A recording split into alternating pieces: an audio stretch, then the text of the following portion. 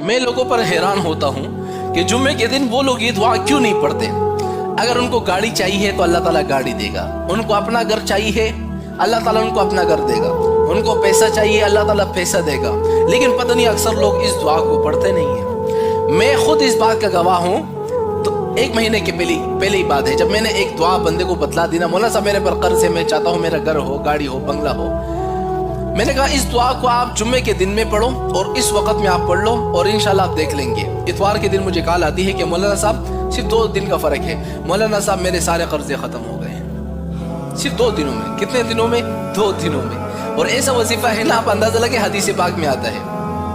میں خود بڑا خوش ہوا یار، چلو کسی کا کام تو ہو گیا نا۔ میں آپ لوگوں کو کہتا ہوں، آپ لوگوں تک اس دعا کو کیوں نہیں پہنچاتے ہو؟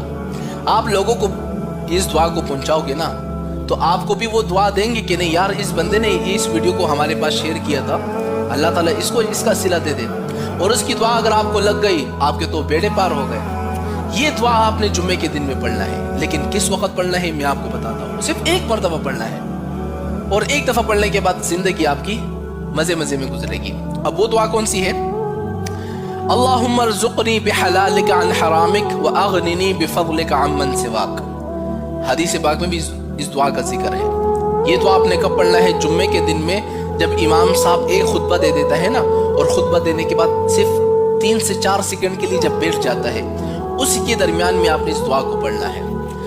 اس دعا کو جب آپ نے پڑھ لیا نا، انشاءاللہ یا 2 دنوں کے اندر، 3 دنوں کے اندر، 1 ہفتے کے اندر قرض بھی ختم ہو جائیں گے، اللہ تعالیٰ گھر بھی آپ کو دے گا، پیسے بھی دے گا، مالا مال کر دے گا۔ اس دعا کو آپ لوگوں تک پہنچاؤ تاکہ ان کا بھی تو فائدہ ہو جائے نا۔ مسلمان سچا وہ ہے جو اپنا بھی فائدہ سوچے، لوگوں کا بھی سوچے۔ اب اس دعا کو آپ لوگوں تک اتنا پہنچاؤ تاکہ ہر بندہ اس دعا کا اہتمام کرے۔